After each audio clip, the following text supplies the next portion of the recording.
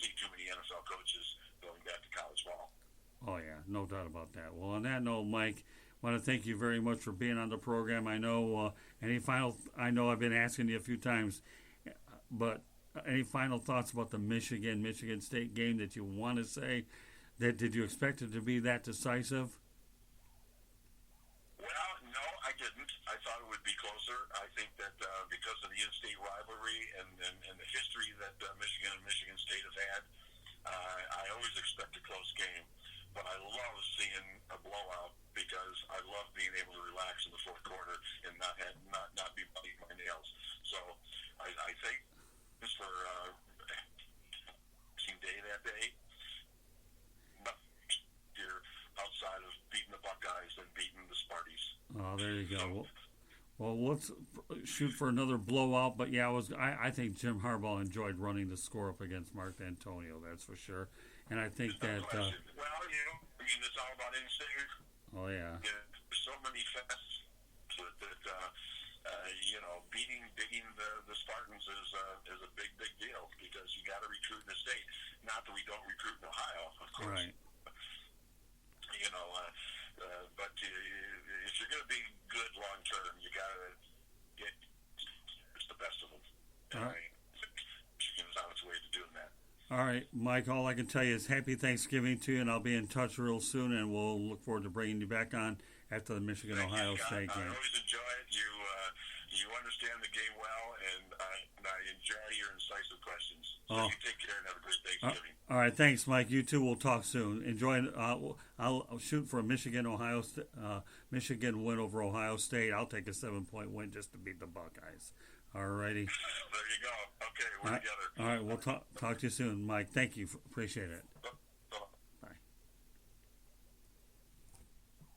What'd you get out of that? I wanted to ask you a question now that he mentioned it, and you mentioned the idea of possibly Urban Meyer going over and coaching in the NFL. We haven't really seen, other than Harbaugh, I guess, obviously the success he had in San Francisco and now at Michigan, we haven't seen a lot of college coaches transition. Look at Saban. Well, there have been. Yeah. But not that I can think of, at least. Well, that's where the age thing comes in. The greatest college football coach of all time didn't get it done in his 2 seasons down by us in Miami. That and the way that he left. Well, that's in this day and age. I don't know. I mean, it's okay. I love it when we had this little age differential. I remember a guy by the name of Jimmy Johnson, of course, who did pretty well. Well, I mean, and Barry Switzer had it handed to him, thanks to Johnson. But now here's a guy that I know you'll never remember, but that's okay. That's where I enjoy educating you. A guy named Bud Wilkinson many years ago, who played coach of the St. Louis Cardinals. I believe he came from Oklahoma. Didn't transition well, but the list goes on. Now we'll get into a lengthy discussion. Well, just in regard, I was just referring to the fact, like college coaches that have had success in college, and then they like I said, Harbaugh had success in both states, in San Francisco and in Michigan. Well, there have been few, but not as many. Right. I'll give you that. Yeah, it's because obviously we know that Saban's been with LSU, Michigan State, and now Alabama, and among other places, and then he coached in Miami, but that didn't go well. Obviously. Yeah, but he wasn't there that long. Right. He didn't. He wasn't. It's strange how a lot of those coaches leave good gigs to go to somewhere in the NFL where, and Keller made this point, a lot of college athletes tend to exude a lot of that amateuristic spirit in college. There's a lot more energy, there's a lot more passion, and when you get to the NFL, it's a lot more professional. And I think a lot of that professionalism tends to sack character. We still have our share of prima donnas that we have our reservations with. Right. But it is a little... I think that professionalism has hurt a lot of those coaches who make that transition too. Yeah. Well, you know what? All I'll tell you on that, Lewis, is it's a slippery slope. Yeah. I mean, like, if I'm anybody, if I'm like Jimbo Fisher, I'm not 100% sure if he's still coaching. Well, he's with Texas A&M. Well, there you go. And if you're Saban, you don't want to leave the college ranks. If you're making that money and you're having that success. Well, Mike does bring up a good point that the money is comparable. Yeah. But I think really what you have there, Lewis, is the fact that is that itch to do it. You never know what would have happened if you didn't take the plunge. Mm-hmm. I mean, Steve Spurrier is a classic example of that. I mean, he is. Jimmy Johnson won a Super Bowl with the Cowboys, and he had his success in college, so, he knew what he was doing at both levels of the sport. But it is interesting that, not a lot of coaches can pull off the fact that they can do it in the amateur levels and then they do it at Well, the professional level. there are some, but I think it comes down to personality. Mm-hmm. I really do. Yeah. Anything you want to preview before we get our closer Bill Winters on? Not really. We'll let Bill take over for us. And with that said, we've got our designated closer tonight, Bill Winters. Hey, Bill, thanks for being back on the program, buddy. Good evening, Scott. How are you? Hello, Lewis. Hey, Bill. How you doing tonight, man? Great. Well, Bill, you are our Mariano Rivera, as Lewis would like to use his baseball reference. You're the closer tonight. So, with that said, okay, Bill Mariano Rivera Winters, okay, why don't you summarize the Grey Cup for which you had Hamilton winning it? Yes, Winnipeg just came out and flat kicked their butt. And they were highly motivated to win the game. They hadn't won a Grey Cup since 1990. They had a veteran crew of players that had gone through a tremendous amount of adversity at the quarterback position and a couple other positions on the offense and the defense. And Hamilton just had a 15-3 season and basically dominated the entire league the entire season. But, like Calgary has proven in the past, the best record in the league doesn't mean anything when it comes to the Grey Cup, and Winnipeg just came out there and stuck it to them really well. I watched the game, and they just ran the football up front, just manhandled them up front. All right, well, let's go on to the theme of Thanksgiving football. You played the game in Canada.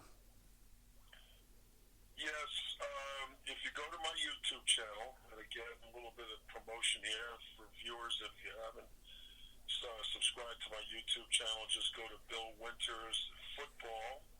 You'll see a purple circle with me wearing a Nike hat. Just hit subscribe, and you're in. And inside the channel is a game that was played around Canadian Thanksgiving, which is, I believe, the second week in October.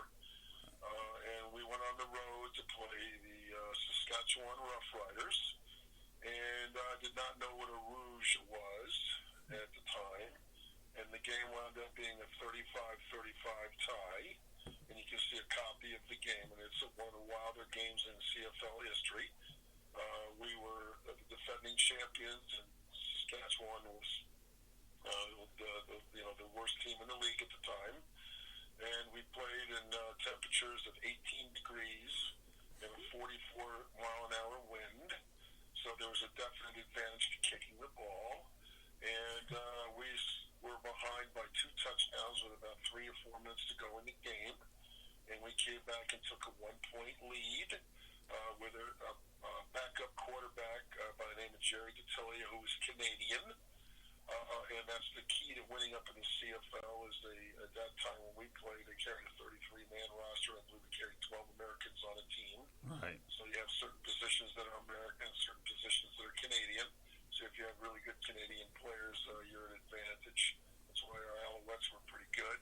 But I came up there as the defending champions. But Saskatchewan kicked the ball into the end zone with no time left and downed it and got a point and tied us up 35-35 after we thought we had the game won. As an American going up there and playing, I'm standing on the sidelines and the coach is screaming, watch the rouge, and I'm standing going, what the heck is a rouge? And I learned the hard way by getting a tie that year in a game that we should have won because of the climate and also the rules up there. And it was kind of fun to watch, but it was like a Chinese fire drill in the last 10 seconds of the game.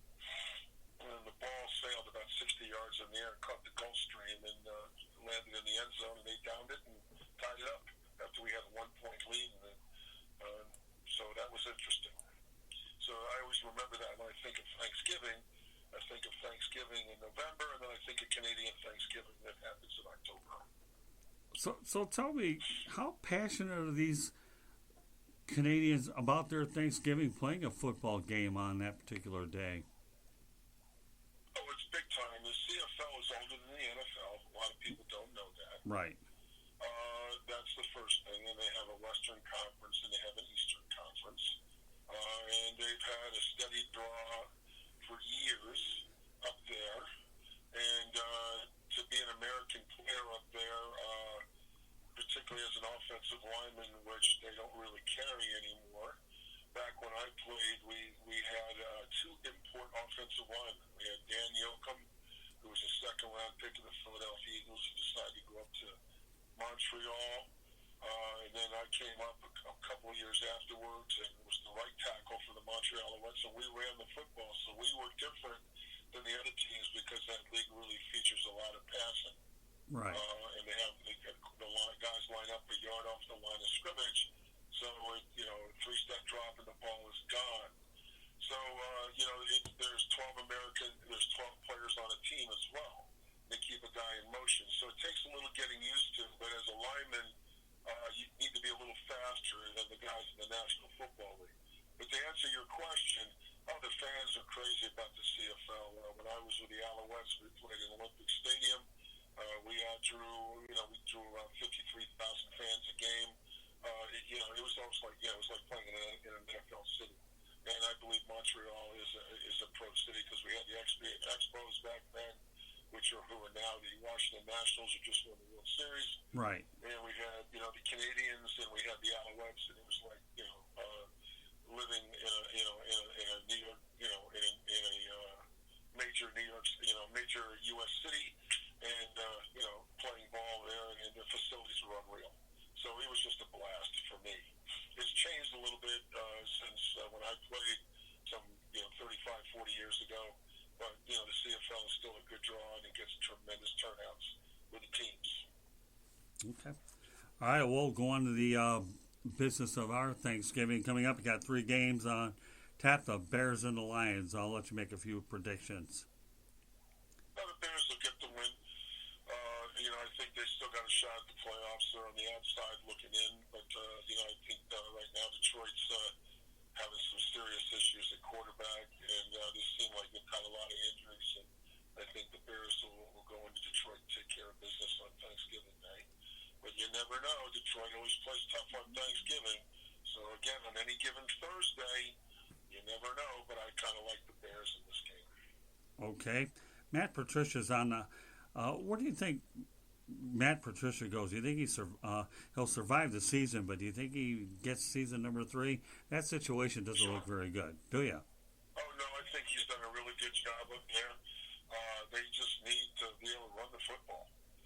They've got to go out. I think they're 1 or 2 draft choices away of being a very competitive club. Okay. Fair enough. Okay, Bills against the Cowboys. I think if I were a lot of folks, don't sell the Bills short because Josh Allen turned out to be a pretty good quarterback, hasn't he? Mm-hmm. Well, I'm going to take the Cowboys in this game. Okay. And the reason for that is Dallas is backed into a corner. They're at home. And Buffalo is, a good team, but I think they're a little overrated. And they got really, really good defense. And Allen seems to make plays with his legs in crunch time, and he's a great quarterback, and he's getting better and better and better. But this game is going to be a dogfight, but I kind of like the Cowboys in this game because it's really tough on the road on Thanksgiving Day for teams coming into Dallas. Let's talk. I think Dallas is going to get him in this game. Let's talk about Frank Gore for a moment. What an incredible accomplishment that he passed Barry Sanders despite all the injuries he's had and his staying power. A lot of times, most running backs don't make it past 5 years. This guy's done a tremendous job for a long period of time, Bill. Genetic freak. And I can remember a couple of years ago, he tore his knee up, I believe, when he came back from that. And they're just guys that, they come along every 10 years or so. They're just guys like Jackie Slater, used to play for the Rams. He played forever. And now we have a running back that seems to have played forever. And, you love guys like that. And I'd love to have him on my team because you know what you got in him, and he shows up every game, plays and delivers. So there's no what can you say about him other than congratulations. But his body of work is ridiculously good. And that longevity, that's an impressive statistic. All right, since we're talking about Frank Gore, I've been asking a lot of our analysts tonight. I'm going to hit you with it as well. FIU defeats the Miami Hurricanes over the weekend. You have an opinion on that?